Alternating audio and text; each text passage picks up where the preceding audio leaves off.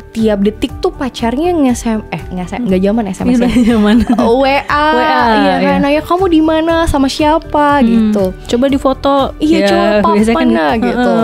Bisa jadi seperti itu karena merasa insecure juga. Apa sih yang membuat kita itu bisa tertarik sama orang lain gitu? Kenapa sih kita bisa suka sama si A dibanding sama si B, si C dan sebagainya? Nana tuh bilang dia sayang banget, kayaknya cuma dia si Genta ini yang bisa terima aku apa adanya. Jadi Nana tuh belum ikhlas. Gimana caranya biar Nana tuh bisa ikhlas menerima hal yang memang nggak bisa diubah lagi gitu. Halo teman baik semua, selamat datang lagi di acara Dialog Jiwa bersama saya Ardan dan saya Lucky. Halo semuanya teman-teman. Kita sekarang rekaman dari Diskoria 88. Studio keren ini ada di Bali. Dan biasanya ini jadi base camp komunitas teman baik juga ya. Oke. Iya.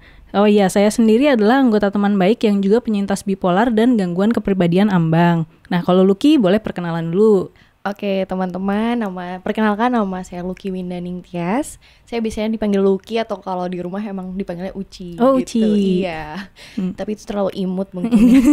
Jadi panggil saya Lucky. Saya adalah kandidat psikolog klinis. Wow, keren. Jadi saat ini baru kembali ke Bali dan mencoba untuk aktif lagi di komunitas. Oh gitu. Tadinya studinya di mana memang? Tadi sebelumnya saya studi S2 di Universitas Indonesia dan baru bulan lalu melakukan sidang tesis. Wah keren. Berarti udah ini ya? Udah lulus ya? Belum sah ya kali. Belum sah ya? Belum sah. Tapi udah menuju ya? Sudah menuju, ya. mohon doanya. Keren banget.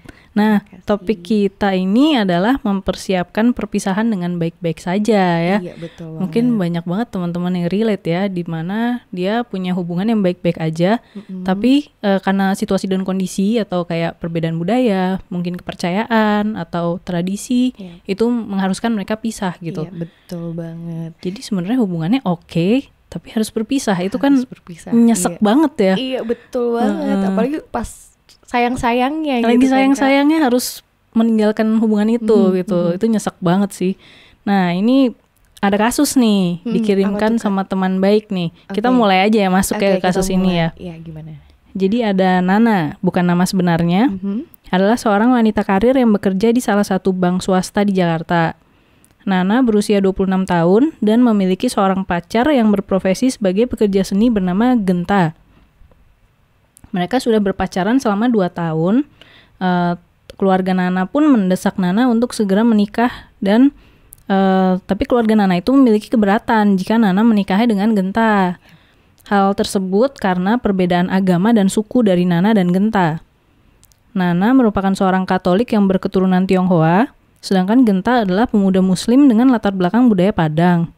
Terlanjur sayang sebenarnya ya.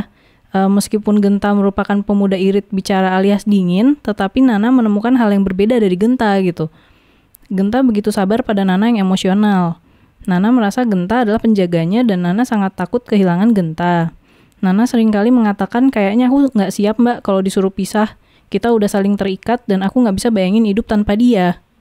Keluargaku sebenarnya nggak setuju secara perbedaan kita, tapi aku sayang banget. Kayaknya cuma dia yang bisa terima aku apa adanya. Nah, mungkin dari situ kita bisa bahas perlahan kali ya. Iya, betul banget. Dari serangkaian acara ini kita mungkin bisa bahas gimana sih sebenarnya cara ngatasinnya. Kalau emang harus putus tuh bagaimana, kayak gitu ya. Nah, kita mungkin mulai dari materi sedikit kali ya. Iya, betul. Dan terima kasih juga ya buat teman baik yang sudah mengirimkan cerita ini. Iya, Nana Nana, bukan nama sebenarnya. Bukan nama sebenarnya. Saya rasa juga ini tidak hanya Nana yang mengalaminya ya, bahwa kita kan ada di dalam fase-fase usia sedang menjalin hubungan romantis gitu. Usia-usia kita remaja akhir, kemudian dewasa muda. Memang itu fasenya kita menjalani hubungan romantis gitu. Atau hubungan yang intim. Sebenarnya hubungan yang intim tuh tidak hanya terkait dengan kita punya pacar ataupun pasangan, tapi juga bisa dengan persahabatan yang sangat erat, kemudian bisa geng mungkin seperti itu. Nah, jadi saya rasa kasusnya Nana ini sebenarnya tidak cuma dialami Nana gitu. Dan itu memang sangat-sangat sebenarnya kalau harus berpisah karena situasi dan kondisi yang harus memisahkan mereka itu sebenarnya pasti menimbulkan perasaan yang tidak nyaman bagi Nana maupun Genta gitu. Nah, sebelum kita mengulik lebih jauh, sebenarnya saya juga ingin membahas lebih dulu nih Kak. Apa sih yang membuat kita itu bisa tertarik sama orang lain gitu? Kenapa sih kita bisa suka sama si A dibanding sama si B, si C dan sebagainya seperti itu. Nah, tapi sebelum lebih jauh lagi sebenarnya yang ingin saya tekankan, tujuan dari sesi ini adalah bukan menginisiasi teman-teman misalnya oke, habis nih setelah aku porotin uangnya aku akan meninggalkan dia gitu. Enggak, bukan kayak gitu ya teman-teman ya. Bukan seperti itu teman-teman. Karena kalau misalnya teman-teman punya tujuan seperti itu, mohon maaf, ini tidak akan terbahas gitu ya. Bukan itu tujuannya. Bukan itu tujuannya. Acara ini tujuannya adalah untuk mempersiapkan teman-teman untuk mengakhiri sebuah hubungan yang sebenarnya baik-baik aja. Tapi kan tentunya pasti perasaan kita bakal amburadul tuh. Betul. Nah, kita di sini untuk ngebantu gimana caranya menyiasati itu gitu. Menyiasati dan menata hati kembali lah. Betul. Gitu. Nah, balik lagi sebenarnya kenapa sih kita bisa tertarik sama orang lain?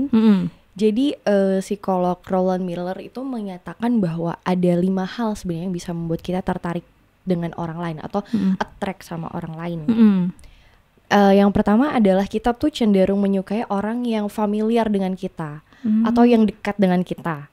Nah, misalnya kan kita sekelas sama si A gitu, jadi kita familiar nih dengan wajahnya, dengan cara berpakaiannya, cara bicaranya. Semakin kita familiar, maka kita semakin tertarik sama orang tertentu gitu.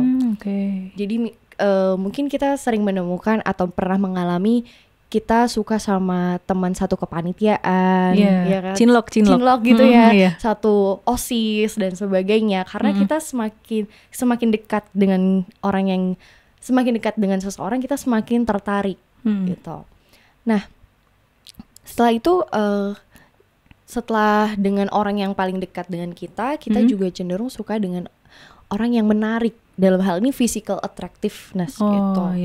Jadi memang ketertarikan kita akan fisik seseorang, kan ada istilah gini ya kayak dari mata turun ke hati. Memang itu nggak bisa dibohongi gitu. Emang bisa ya kayak memang gitu ya. Bisa. Jadi ketika kita melihat penampilan seseorang secara fisik pertama kali dan kita langsung sinyal kita, wah menarik nih orang, cakep banget nih orang gitu, wah cantik banget nih orang gitu. Ya memang physical attract itu adalah screening kita pertama kali di mana kita bisa tertarik sama orang, sama si A, sama si B gitu.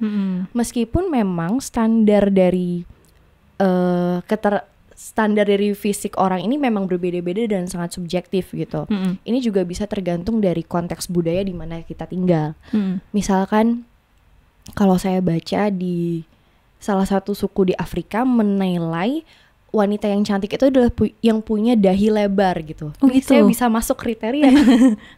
Wah, gitu. Aku enggak. Ya, terus ada yang menilai bahwa perempuan yang memiliki berat badan lebih atau di atas standar kecantikan yang biasanya itu memang memiliki ketertarikan yang lebih daripada wanita yang kurus ataupun yang punya berat badan ideal gitu. Jadi memang standar kecantikan atau fisik ini berbeda-beda dan sangat subjektif gitu. Tapi memang kalau semakin menarik orang secara fisik itu evaluasi kita terhadap si doi ini akan semakin positif gitu. Jadi semakin ada sinyal-sinyal atau butterfly in stomach gitu kan katanya. Nah, kita akan semakin tertarik itu kalau misalnya orang yang kita suka itu juga punya perasaan yang sama gitu. Jadi perasaan kita berbalas lah. Bukan cinta yang bertepuk sebelah tangan gitu. Dari mana kita tahu ya bisa kita lihat dari misalnya kayak ngobrol gitu, mungkin kita memiliki topik yang sama dan dia terlihat sangat excited, kemudian kalau kita ngajak pergi dia merespon dan sebagainya, kita bisa menilai itu sebenarnya kalau dia punya perasaan yang sama dengan kita. Nah, yang keempat adalah kenapa kita bisa tertarik sama seseorang, karena dia punya kesamaan baik itu nilai, sikap, background secara misalnya demografis ya, agama, suku, dan ras dengan kita. Jadi semakin sama kita dengan dia, maka kita akan semakin tertarik. Gitu.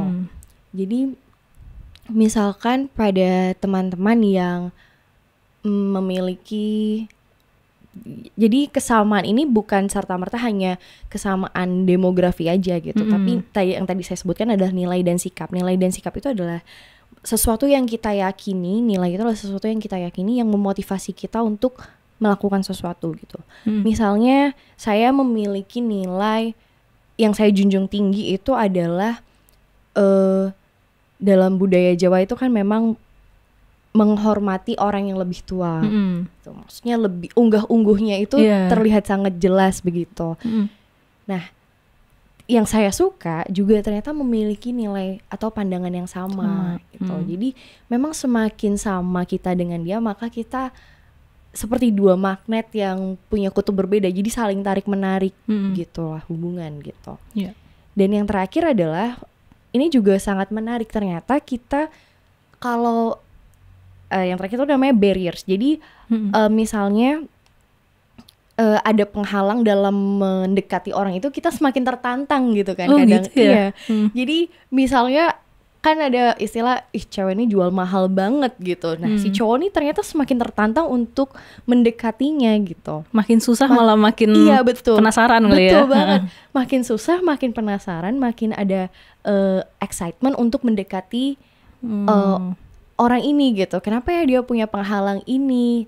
Nah jadi memang secara psikologis memang ketika kita tertantang atau menghadapi suatu tantangan, kita juga punya motivasi lebih untuk meraih sesuatu yang ingin kita raih. Seperti itu Kak. Jadi itu dulu kenapa ya kita bisa tertarik sama seseorang. Coba kita analisa dulu, kita identifikasi dulu diri kita, apa yang sama dengan dia, apa yang sebenarnya berbeda dengan dia, kemudian secara fisik dia bagaimana yang membuat kita sebenarnya tertarik untuk menjalin hubungan yang lebih dengan dia gitu. Nah, jadi kurang lebih seperti itu sih Kak. Kenapa kita bisa tertarik sama orang tuh. Kalau misalnya antara kedua orang itu kan biasanya ada kayak kelekatan ya. Misalnya dia udah berhubungan baik gitu. Terus kayak ini juga sebenarnya yang bikin kita tuh susah buat lepas. Kayak susah melepaskan, susah mengikhlaskan gitu. Itu apa sih? Attachment ya, kelekatan. Itu kayak attachment itu sebenarnya apa sih kalau dari sudut pandang psikologi gitu? Oke. Nah, jadi setelah kita attract sama orang, kita suka nih sama orang, kita katakan pacaran gitu kan. Kemudian kita lekat lah namanya ya. Nah, lekat ini pertama kali diperkenalkan oleh John Bowlby, jadi psikiatris dari Inggris. Dia memperkenalkan mengenai teori attachment atau teori kelekatan. Apa sih itu kelekatan sebenarnya? Jadi kelekatan itu adalah ikatan psikologis antar dua orang. Jadi memang ini istilahnya timbal balik ya. Dan itu bersifat emosional gitu. Jadi semakin kita lekat terhadap satu figur tertentu, maka kita akan semakin attach atau dekat secara emosional juga dengan si figur ini gitu. Nah, jadi awal mulanya sebenarnya teori kelekatan ini berawal dari penelitian tentang anak-anak dengan figur attach-nya, dalam hal ini adalah seorang ibu gitu. Jadi kan ketika kita lahir kita akan melihat ibu pertama kali kan memang. Bayi itu akan melihat ibu pertama kali sebagai figur lekatnya karena kan ibu yang menyusui. Nah, ketika figur attachment ini tidak responsif, jadi figur attachment ini fungsinya adalah memberikan rasa aman, memenuhi rasa kenyamanan si anak. Nah, ketika figur attach ini tidak memenuhi kebutuhan itu, maka ini akan mempengaruhi hubungan anak di later life atau di kehidupan selanjutnya, bahkan pada masa dewasa, karena attachment atau kelekatan ini sifatnya menetap. Dari bayi sampai dewasa dia sifatnya menetap begitu. Bisa juga jadi kayak inner child yang masih unfinished business kayak yang kemarin kita sempat bahas ya di jadi. Zoom ya waktu itu ya. Oh gitu. Terus kalau misalnya attachment itu sendiri gimana ya? Kalau misalnya bedanya sama codependency itu gimana? Oke, jadi sebenarnya attachment ini kalau misalnya figur lekat ini bisa memenuhi kebutuhan yang tadi, rasa aman dan nyaman, maka anak akan membangun perasaan yang aman terkait dengan hubungan, suatu hubungan. Jadi ada yang namanya secure attachment. Nah, kalau figur attachment ini tidak bisa memenuhi, maka akan ada yang namanya insecure attachment, di mana insecure attachment ini juga terbagi menjadi 2 jenis. Ada yang anxious atau cemas terhadap figur lekat, atau avoidant, jadi menghindari figur lekat ini gitu. Okay. Jadi codependency mungkin bisa masuk dalam anxious attachment itu. Jadi karena kita terlalu bergantung terhadap figur lekat. Nah, sebenarnya dalam bahasan ini kan kita akan spesifik membahas tentang hubungan romantis itu ya, Kak. Iya. Jadi yang menjadi figur lekat atau figur attachment kita adalah pasangan. Gitu ya. Jadi kita juga perlu menelisik sebenarnya apa ya pola attachment apa ya yang saya miliki. Nah, sebenarnya ada empat pola attachment ini. Yang pertama secure attachment. Secure attachment ini kalau misalnya kita telaah di dalam hubungan romantis, kita akan punya sikap atau pandangan yang positif terhadap figur lekat kita gitu.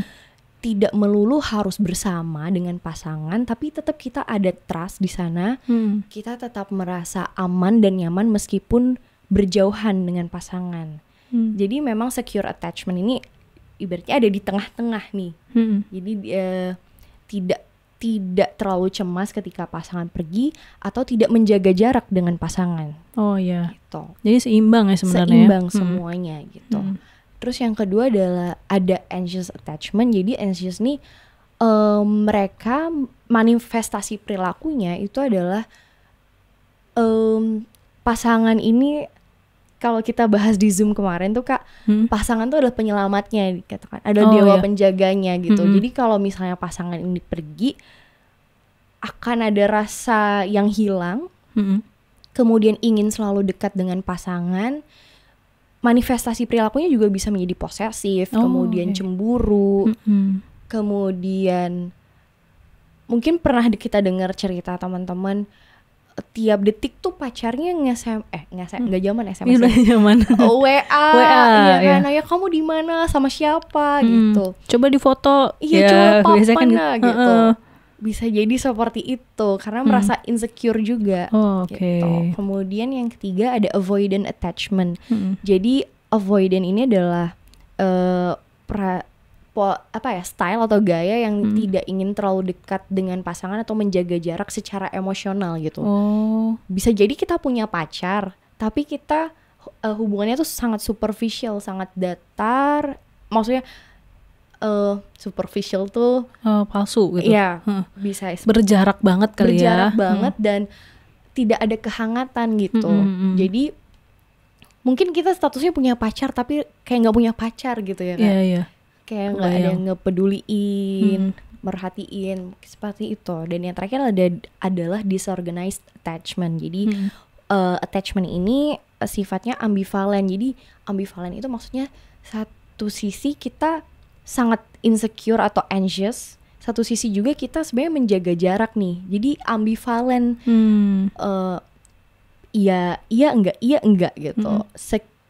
Anxious atau avoidant. Jadi perpaduan antara anxious dan avoidant sebenarnya.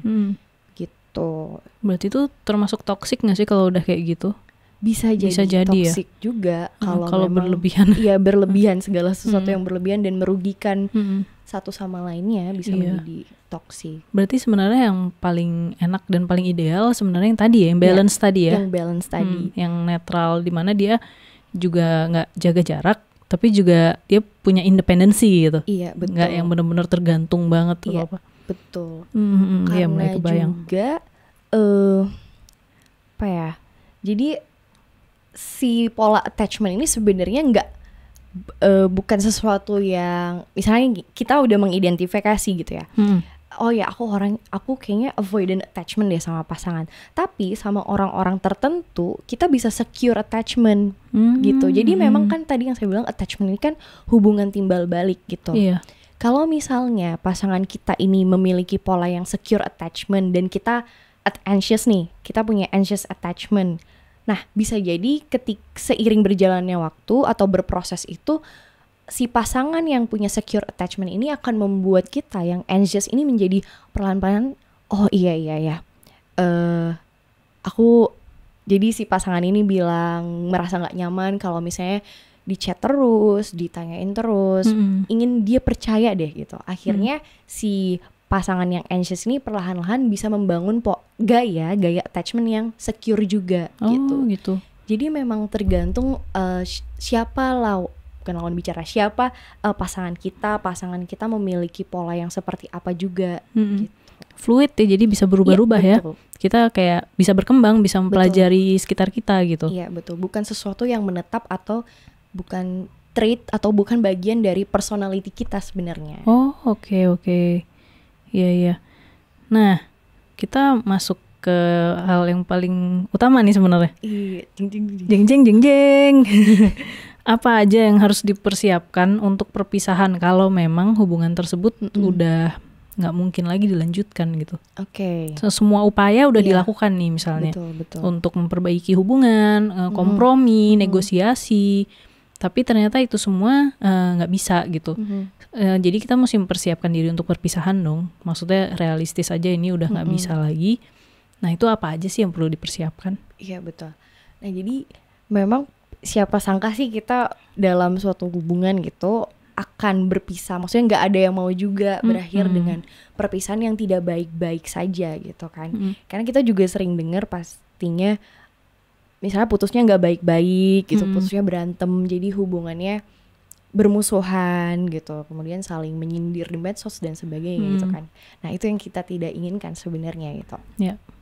Nah jadi memang ketika kita memang diperhadapkan pada situasi dan kondisi yang mengharuskan kita berpisah, kita perlu dulu menelaah gitu.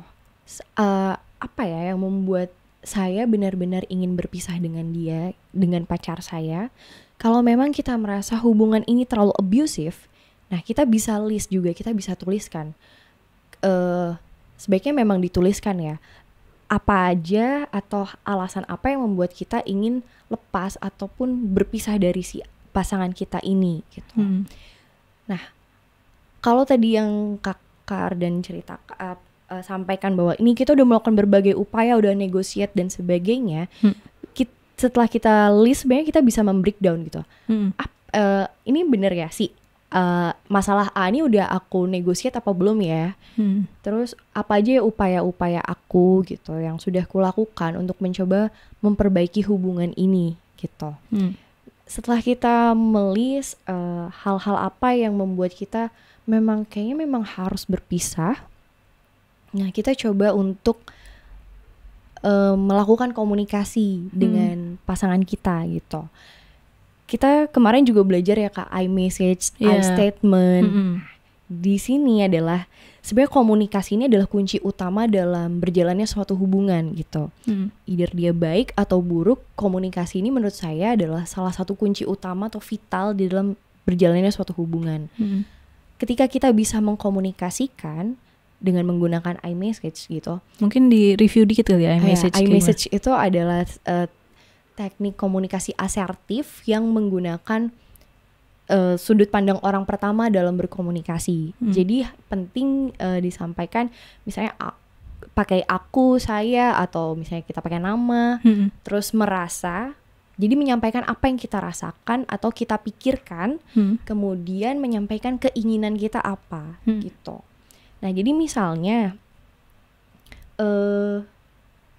menurut kakak apa nih misalnya kenapa pengen pisah gitu, kenapa pengen putus? Misalnya ya ada kasus, kalau kebanyakan yang aku dengar dari teman-temanku itu tuh karena perbedaan kepercayaan agama. Terus kedua tentang suku, biasanya orang tuanya aku pengennya kamu anakku itu berpasangan dengan yang sukunya sama kita gitu. Jadi kalau yang suku selain itu jangan ya gitu. Masih ada aja kan yang kayak gitu ya soalnya. Terus udah dua itu sih yang paling banyak. Terutama kita hidup di Indonesia gitu ya. Iya betul. Dua hal ini menjadi sangat krusial gitu. Nah kalau memang situasi dan kondisi itu tidak bisa ditengahi atau dijembatani gitu. Padahal sebenarnya kita dan pasangan sebenarnya fine-fine aja gitu ya Kak. Cuman karena ya ini saya tidak menyalahkan, maksudnya memang seperti itu jalannya. Kita sampaikan, aku merasa bahwa perbedaan agama ini sudah tidak bisa dijembatani gitu. Jadi aku ingin kita berpisah, tapi dengan tetap berteman atau tetap berkomunikasi. Terus kemudian setelah itu kita sebaiknya memang menyampaikan terima kasih dan juga terima kasih sudah menjadi pasangan yang bla bla bla bla gitu. Maksudnya kita menyampaikan bahwa meskipun kita harus berpisah, tapi kualitas atau pembelajaran apa sih yang kita dapat dari hubungan ini gitu. Mungkin ini terdengar sangat klise ya, karena nggak mudah memang melakukan atau lagi ada di situasi harus putus atau harus pisah dengan orang yang paling kita sayang gitu. Betul. Apalagi figur lekat kita gitu. Dan bonding atau ikatan emosi kita tuh udah sangat intim gitu sebenarnya. Nah, tapi kalau memang kita merasa bahwa udah nggak ada jalan tengah nih, udah nggak ada win-win solutionnya, oke, jadi coba itu dikomunikasikan melalui I statement tadi gitu. Jadi nah sebaiknya juga nih buat pasangan-pasangan atau kita lah bisa diaplikasikan di mana saja sebenarnya. Kalau misalnya kadang kita tuh nggak sadar ya, mungkin berkomunikasi dengan orang itu cenderung menyalahkan jadinya. Misalnya kamu tuh yang nggak ngertiin aku. Iya benar. Aku tuh udah banyak berkorban loh untuk hubungan ini, udah berinvestasi banyak gitu, waktu, uang dan sebagainya. Nah, komunikasi yang langsung mengarah dengan memakai sudut pandang orang ketiga itu sebenarnya akan membuat lawan bicara kita merasa sangat tersudutkan dan salahkan gitu. Oh gitu. Jadi makin membuat hubungan itu tidak berjalan dengan baik, maunya putus atau pisah dengan baik-baik, malah jadinya penuhnya dengan rasa marah. Ya bisa jadi akhirnya mengarah ke unfinished business gitu. Iya, benar-benar. Gitu. Jadi emang iMessage itu penting banget ya sebenarnya. Karena menghindari orang dari rasa disalahkan gitu. Betul. Karena kalau misalnya kita ngomongnya aku mau putus gara-gara kamu nggak mau ngertiin aku gitu. Gara-gara kamu misalnya nih ekstrimnya nggak mau pindah agama gitu. Nah, kan jadinya beban di salah satu orang kan, ngerasa dituntut gitu. Betul. Padahal memang itu sebenarnya sudah dibicarakan baik-baik sebelumnya, dan sebenarnya tinggal penggunaan iMessage yang baik aja gitu. Iya, betul sekali. Jadi ini tuh bisa diaplikasikan buat Nana tadi ya. Iya, betul. Nana sama Genta Nana sama Genta coba boleh dikomunikasikan terlebih dahulu gitu ya. Nah, dan komunikasi ini Kak juga sebaiknya memilih timing yang tepat atau momen yang tepat gitu. Mungkin seringkali ketika kita sangat emosional gitu ya, putus ini kan bukan hal yang mudah gitu. Berpisah ini bukan hal yang kita duga-duga gitu. Kita pasti akan terbawa emosi sedih, marah, kemudian kecewa mungkin pada orang tua kita yang nyuruh seperti itu. Kita coba take time dulu untuk diri kita gitu. Kita untuk bernafas, ambil nafas, kemudian setelah kita kalem, setelah kita tenang atau relax, kita coba untuk berpikir, oke, jadi mungkin mungkin memang berpisah, tetapi aku ingin berpisah dengan baik-baik saja. Nah, gimana nih caranya? Nah, kita kadangkala memang ketika kita dalam sangat emosional gitu, keputusan yang kita ambil tuh nggak efektif jadinya gitu. Karena kan keputusan itu diambil saat kita marah dan saat kita sedih gitu. Jadi keputusannya kadang memang ya akhirnya nggak efektif gitu. Nah, jadi coba dulu kita untuk ambil waktu sejenak. Mungkin juga kalau memang mau berpisah, kita bisa komunikasikan dengan pasangan, tolong beri saya waktu 1-2 hari untuk nggak chat atau nggak telepon gitu. Oh iya benar tuh. Kayak bantu untuk proses transisi juga ya. Betul. Kita perlu mengambil jarak juga sebenarnya. Nah, setelah itu baru kita berpikir kembali, kemudian mungkin kita bisa juga arrange hal apa ya yang bisa saya sampaikan ke pasangan gitu. Jadi kita harus memilih momen dan waktu yang tepat. Dan kita juga melihat lawan bicara kita siap nggak. Maksudnya gini, kalau misalnya pasangan kita tahu nih dalam lagi di bawah tekanan kerja, misalnya deadline lagi banyak numpuk, itu kan juga dia pasti akan stres atau bisa jadi burnout gitu. Dan dia belum dalam fase yang siap nih untuk dengerin kita, dengerin cerita kita. Dan bisa terbayang kalau misalnya kita ngomong, nih si pacar lagi stres banget kerja gitu ya, terus kita ngomong aku mau putus gitu. Oh iya. Gimana tuh? Stres banget pasti. Banget. Bisa-bisa depres malah, kasihan. Iya, bisa depres, bisa marah, bisa pasti belum di tahap dia menerima gitu. Belum apa-apa udah langsung emosi pasti itu kalau kayak gitu. Betul banget. Terus ini nih, pengen balik lagi ke ceritanya Nana sama Genta tadi ya. Nana tuh bilang dia sayang banget, kayaknya cuma dia, si Genta ini yang bisa terima aku apa adanya. Jadi Nana tuh belum ikhlas. Gimana caranya biar Nana tuh bisa ikhlas menerima hal yang memang nggak bisa dia ubah lagi gitu. Betul.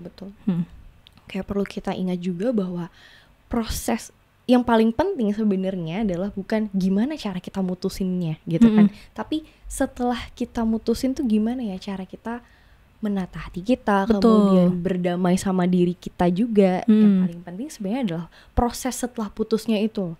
Nah, yang namanya proses pasti bukan sesuatu yang instan gitu kan. Iya, betul. Bukan seperti kita buat pop mie 3 menit jadi. Iya. 3 menit kita putus, 3 menit kita bisa move on, punya pacar baru. Wah, sulit itu. Sulit gitu. Iya. Yang namanya proses itu sangat membutuhkan waktu dan usaha dari kita sendiri juga. Dari kita dan bantuan orang lain kalau memang diperlukan. Nah, dalam yang sering disampaikan atau yang sangat populer dalam psikologi adalah tahapan ya. Tahapan dari grieving atau berduka yang disampaikan oleh Elizabeth Kubler-Ross gitu. Tapi ya saya akan menyampaikan yang lebih detail lagi selain itu, karena mungkin kita sudah sering dengar juga gitu ya. Jadi maksudnya setelah kita kehilangan pasangan atau berpisah, itu kita pertama akan mengalami shock gitu. Shock dan denial. Jadi kita menyangkal dan kita bisa nggak terima sebenarnya, meskipun misalnya kita yang menginisiasi perpisahan ataupun kita yang diputusin gitu lah.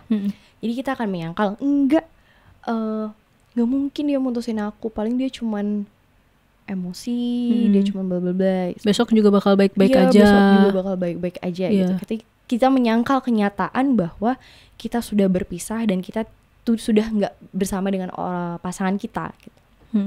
Kemudian setelah shock and denial itu ada pain and guilt. Jadi ada rasa sesak, kemudian rasa bersalah juga. Misalnya seringkali mungkin kita yang memutuskan, kita aduh aku merasa bersalah banget sama dia, udah mutusin dia gitu. Tapi juga sakit ya. Tapi juga ada sakitnya juga, ada seseknya juga. Kayak ketusuk gitu di dada rasanya. Iya, betul sih? sekali. Ada rasanya nyekit-nyekit gitu kan. Setelah itu ada anger and bargaining. Jadi anger atau rasa marah ini sebenarnya adalah topeng untuk menutupi rasa kecewa, rasa sedih atau rasa pain yang tadi kita alami gitu. Dan bargaining ini adalah tawar-menawar. Maksudnya gini. Jadi di fase ini kita mulai menanyakan, seringnya tuh bunyinya what if atau if only. Jadi coba aja aku nggak mutusin dia, aku pasti udah ke sini, aku pasti udah bla bla bla gitu. Atau misalnya kita yang diputusin, coba aja aku nggak jalan sama mantanku, pasti dia nggak mutusin aku gitu. Jadi di tahap bargaining ini kita juga kadang mulai membuat deal sama, kita katakan Tuhan atau yang di atas gitu. Aduh Tuhan, coba aku dikasih kesempatan sekali lagi, boleh nggak nih aku mau balikan dong sama dia gitu. Dia tuh kayaknya yang paling ngerti aku. Nah, jadi itu ada di tahap bargaining gitu.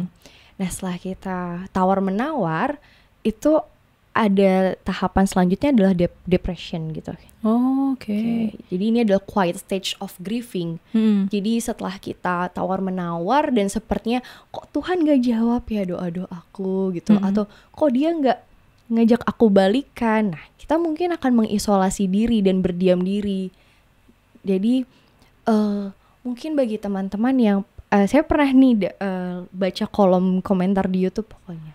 Jadi dia pacaran cukup lama, kemudian dia harus pisah, kemudian dia sempat stres dan sampai masuk rumah sakit gitu. Jadi karena entah itu sakitnya mengarah ke lambung atau bagaimana, tidak detail. Nah, mungkin pada tahap itu memang dia ada di tahap depression. Jadi kehilangan ini kan bukan sesuatu yang kita persiapkan dari awal ya. Jadi tidak siap dan kemudian dia harus mengisolasi diri dan tidak berinteraksi dengan orang lain gitu. Nah, di tahap depression ini mungkin saja kita juga akan mulai mengalami, ini saya boleh sambil lihat catatan ya. Boleh. Lihat contekan, kita berdua sama-sama lihat contekan. Oke, nah setelah depression ada namanya di upward turn. Jadi setelah depression kita ada di fase kita mulai lagi merefleksikan kembali nih. Sebenarnya hubungan kita ini seperti apa gitu. Apa ya yang membuat aku dan dia harus berpisah dan putus. Nah, di upward turn ini adalah proses kita kembali lagi mungkin dari nol dan kita merefleksikan dan mulai mencoba untuk menata kehidupan kita kembali gitu. Nah, setelah kita mulai ada di tahap titik balik, kita mulai mencoba merekonstruksi bagian-bagian yang hilang dari hidup kita dan kemudian kita mencoba untuk melanjutkan kehidupan kita. Maksudnya mungkin saja ketika kita ada di fase grieving ini ada yang bilang kita kehilangan diri kita gitu kan. Kita nggak tahu siapa diri kita, kenapa kita menjadi sangat sedih seperti ini, mengapa jadi sangat marah. Nah, di tahap kita merekonstruksi ini kita akan mulai mencoba untuk menata nih kehidupan kita satu persatu, yuk mulai lagi yuk gitu.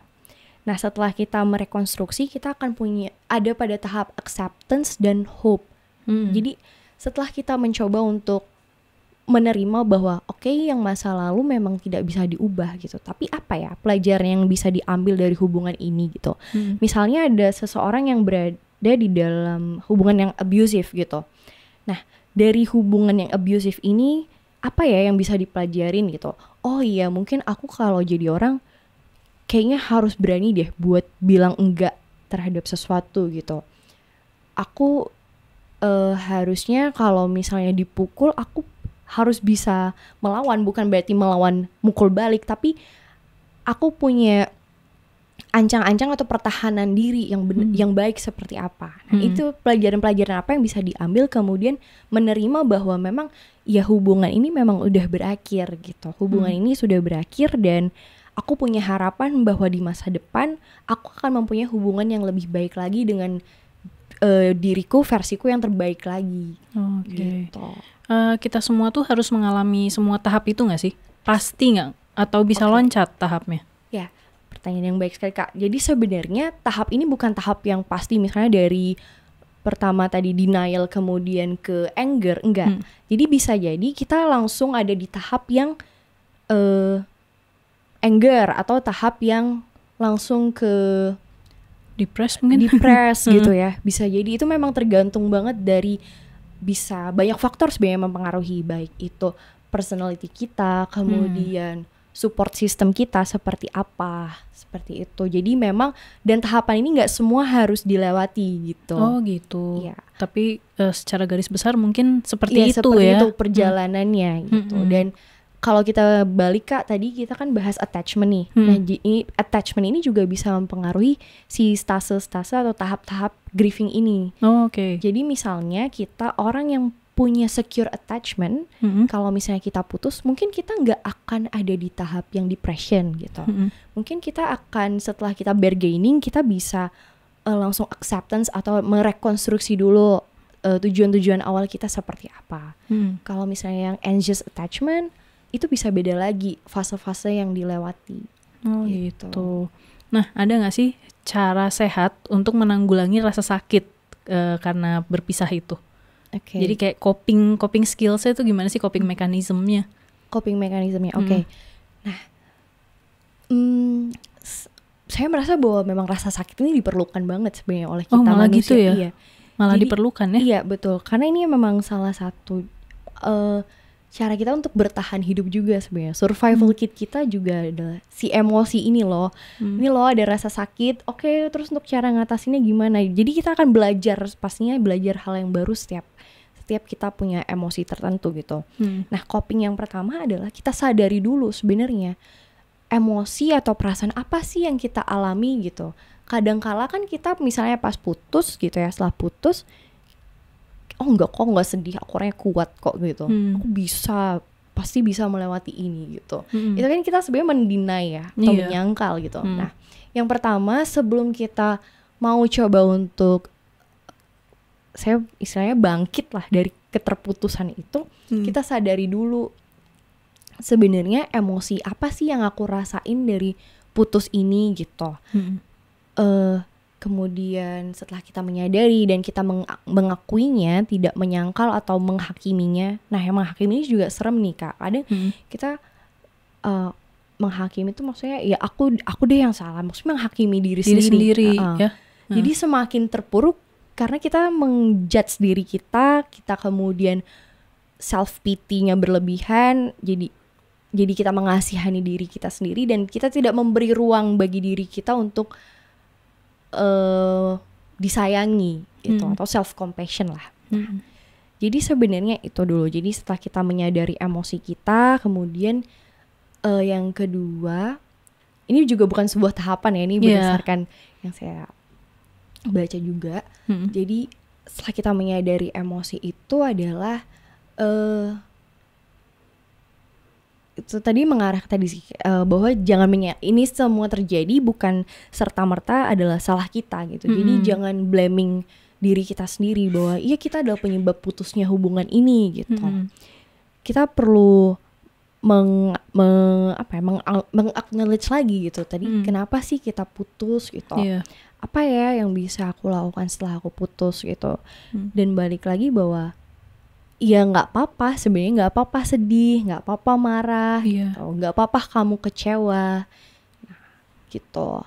Setelah itu adalah kita mencoba untuk, nah kadang-kala nih kalau misalnya kita sudah putus, kan ada yang bilang setelah putus tuh, ini saya pernah sih mengalaminya juga gitu, kayak sharing nih. Jadi pas putus itu nggak makan jadinya.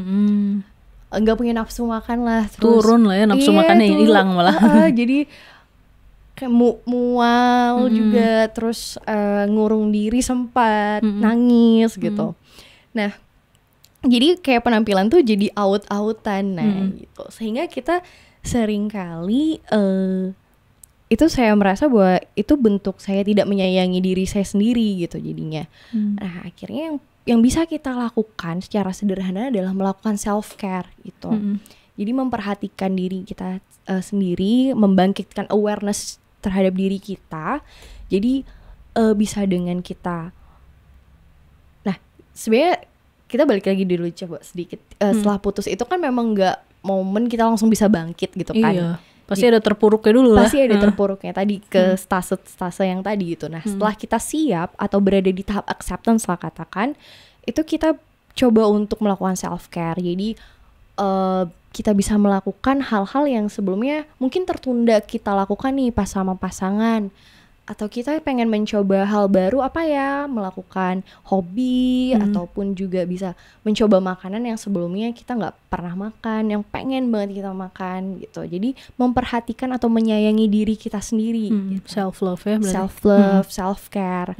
Dan kalau memang dirasa penting, kita bisa mencari bantuan profesional kesehatan mental gitu. Oh iya, benar-benar. Benar banget kan. Jadi kalau misalnya momen putus ini benar-benar sangat mengganggu keseharian kita, ataupun kita udah mentok nih, udah ngelakuin banyak cara tapi sedihnya, terus mungkin beberapa klien saya pernah sampai mengalami kecenderungan PTSD. Nah, itu iya, sampai kayak gitu ya. Sampai seperti itu, kita sangat perlu untuk mencari sangat tidak apa-apa gitu untuk mencari bantuan profesional kesehatan mental. Iya, disarankan banget ya. Disarankan itu banget. Bukan pertanda kalau kamu tuh lemah. Betul banget Kak. Iya, betul. Jadi itu tuh pertanda justru kalau kamu kuat dan ingin bangkit lagi gitu. Butuh bantuan sedikit tapi kamu bisa bangkit lagi. Betul. Iya.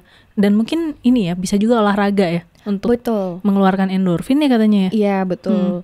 Olahraga, kemudian mengatur pola makan ya, sebenarnya itu makan yang sehat. Makan yang sehat itu sangat mempengaruhi hormon-hormon kita. Iya. Oke.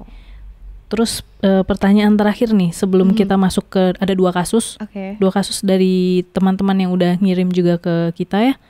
Yang langsung kasus. Aku udah nanya pertanyaan terakhir. Sorry. Kasus dari teman-teman ya. Yang pertama, aku punya temen cowok Kak, satu. Dari dulu sampai sekarang kita punya perasaan lebih yang gak bisa diekspresiin. Selalu ada hal di masa lalu yang bikin kita gak berani untuk saling speak up. Sampai akhirnya dari SMP kita masih temenan dan hubungannya masih baik-baik aja, bahkan mau jadi partner usaha. Dari sini sebenarnya aku gak bisa jadiin dia teman yang berarti. Karena dia yang masih larut di masa lalunya, yang bikin aku inget sama masa-masa terburukku dulu. Tapi anehnya dia selalu nyari kesempatan untuk bisa berhubungan atau terkoneksi secara intens sama aku. Sebenarnya aku pingin kita jaga jarak untuk aku supaya gak tenggelam ke masa-masa burukku. Tapi karena dia yang terus-terusan baik sama aku kayak bingung sendiri harus gimana. Berarti ini boundaries kali ya masalahnya ya? Iya betul. Dan memang ya ini membingungkan juga ya kayak satu sisi yang ceweknya pengen stop, tapi sebenarnya ada perasaan juga. Tapi yang cowok nih bersikap baik terus.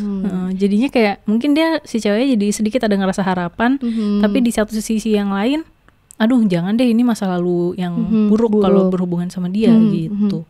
Itu baiknya gimana ya? Oke, nah terima kasih buat yang sudah sharing. Jadi memang yang seperti tadi ya, kita coba untuk komunikasikan dulu gitu. Memang apalagi dia udah temenan ya dari SMP sampai sekarang gitu. Jadi pasti udah sebenarnya sudah banyak mengenal si cowok dan juga mungkin sering interaksi apalagi mau jadi partner usaha gitu. Nah mungkin teman, kita nyebutnya apa ya? Teman baik. Oke, teman baik ya. Teman baik ini bisa mencoba untuk memang benar yang dia katakan mau mengambil jarak. Itu memang diperlukan kalau memang dirasa teman cowok ini sudah cukup mengganggu ataupun mencoba untuk meruntuhkan boundaries dari si cewek ini gitu ya. Jadi bisa dikomunikasikan yang tadi misalnya memakai iMessage, mengatakan bahwa aku merasa mungkin kita jangan dulu terlalu dekat, maksudnya kita coba hubungan yang profesional jika memang sebagai partner usaha gitu, dan sampaikan apa yang sebenarnya teman baik ini inginkan dari hubungan ini gitu. Kalau teman baik merasa bahwa hubungan ini ya udah cukup ya sebatas teman saja, katakan itu gitu. Memang ini menyakitkan kalau ternyata ya entah dari satu pihak ataupun kedua sisinya punya harapan nih sebenarnya akan hubungan ini lebih lanjut lagi, tapi ya situasi dan kondisi tidak memungkinkan dan mungkin teman baik ini masih punya isu kalau misalnya lebih nanti teringat masa lalu yang buruk itu ya Kak. Nah, yang perlu diselesaikan adalah mungkin tentang kenangan-kenangan buruk itu gitu. Jadi apa ya yang sebenarnya membuat kenangan ini terlalu buruk? Kalau misalnya sama si cowok ini gimana nih biar kenangan buruk ini bisa ke-solve bareng-bareng gitu. Sehingga ingatan-ingatan itu bisa diselesaikan terlebih dahulu sebelum akhirnya si teman baik ini bisa mengungkapkan apa yang ia inginkan di dalam hubungan pertemanan mereka ini. Iya. Gitu. Dan jadinya menyampaikannya juga bisa dengan emosi yang lebih stabil kali ya. Betul sekali. Kalau kita udah resolve semuanya gitu. Betul. Dan mungkin ini berkaitan dengan kenapa ya kan tadi teman baik mengatakan karena si cowok ini baik banget gitu. Jadi dan dia selalu cari cara untuk berhubungan atau terkoneksi secara intens. Ya mungkin memang teman cowok ini mungkin memang seperti itu, maksudnya cara dia berkomunikasi agar tidak terlepas dari hubungan pertemanan ya dengan dirinya yang mencoba berkomunikasi. Nah kita lihat emang komunikasi yang intensnya itu seperti apa, gaya bicaranya seperti apa, bahasa yang digunakan seperti apa, gitu. Berarti kita kayak mungkin bisa ditulis kali ya, terus kita lihat lagi apakah ini benar-benar pertanda yang lain yang lebih atau memang dia karakternya seperti itu. Iya betul sekali. Gitu. Iya. Oke, kalau gitu nanti kayaknya perlu kita bales ya si teman betul. ini karena mungkin antara tapping sama dia menanyakan pertanyaan jedanya cukup jauh. Cukup lama ya Kak ya? Iya, cukup lama. Nah, pertanyaan kedua dan terakhir ini. Gimana caranya mengatasi diri setelah putus supaya nggak berharap kembali? Nah, itu unfinished business. Nah, kenapa perlu dipertanyakan juga sebenarnya?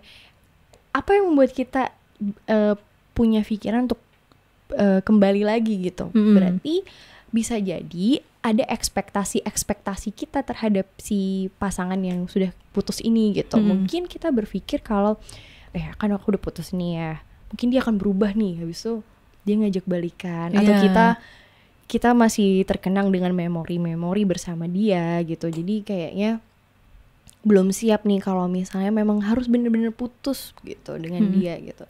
Jadi muncul nih harapan untuk balik lagi dalam hubungan ini gitu. Nah, coba ditelusuri dulu teman baik, apa sih yang membuat, yang tadi pertama, apa yang membuat hubungan ini sebenarnya harus terpisah gitu. Kalau memang tidak bisa diselesaikan bersama, kenapa itu nggak bisa diselesaikan bersama gitu? Dan kenapa sih ada harapan untuk balik kembali kalau memang sudah menurut teman baik ini ya putus mungkin merupakan caranya untuk mengakhiri hubungan yang bagaimana seperti itu gitu. Jadi kita perlu juga nih Kak mengeset ekspektasi kita dalam suatu hubungan itu seperti apa, ekspektasi kita terhadap dia ini seperti apa, dan yang perlu kita camkan juga adalah sebenarnya kita nggak bisa mengontrol gitu kan perasaannya dia, kemudian pikiran ataupun reaksi dia nih terhadap momen putus ini seperti apa gitu. Betul. Jadi kita cuma bisa fokus sama apa yang bisa kita kontrol ya sebenarnya. Betul sekali. Fokus sama diri kita, self care, self love, apalagi ya, semua yang berhubungan dengan diri. Kita mengasuh diri kita kembali gitu. Betul. Supaya balik lagi hati kita tuh tertata gitu ya. Betul. Tapi bukan berarti kalau misalnya kita punya harapan kembali itu sangat tidak salah gitu. Mungkin orang-orangnya kan balik lagi ya, misalnya kita mau mutusin orang tuh karena reaksi emosional kita gitu. Jadi kita misalnya lagi marah banget terus ya udah putus gitu. Jadi mau keputusan itu diambil ketika kita sangat emosional gitu. Jadi punya harapan kembali itu mungkin sangat wajar dan ya itu dialami oleh banyak orang juga gitu. Nah,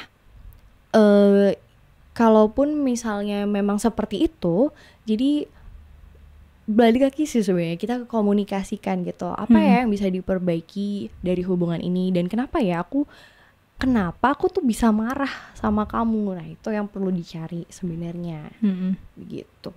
Oke, luar biasa banget nih semua sharingnya nih. Tapi nggak nyangka ya kita ternyata udah ngobrol hampir 60 menit. Serius? Iya. Jadi sudah saatnya kita menutup dulu sesi dialog jiwa kali ini. Ya, terima kasih banyak nih Lucky udah menyempatkan hadir di sini pada siang hari ini. Nah, teman-teman baik semuanya, terima kasih banyak sudah pada menonton. Saksikan Dialog Jiwa setiap Jumat jam 6 sore ada di channel YouTube kita ya. YouTube Komunitas Teman Baik maupun di Skoria 88. Nah, biasanya itu kita tapping sebelumnya. Jadi sebelumnya itu pasti kita ngasih tema dulu dan teman-teman baik bisa melontarkan pertanyaan ke kita. Gitu. Nanti tema berikutnya akan disosialisasikan lagi, dipost lagi. Nanti teman-teman baik bisa bertanya. Yang penting nanti tonton tiap Jumat jam 6 sore. Begitu. Oke teman baik, kita harus undur diri dulu. Terima kasih. Terima kasih banyak teman baik.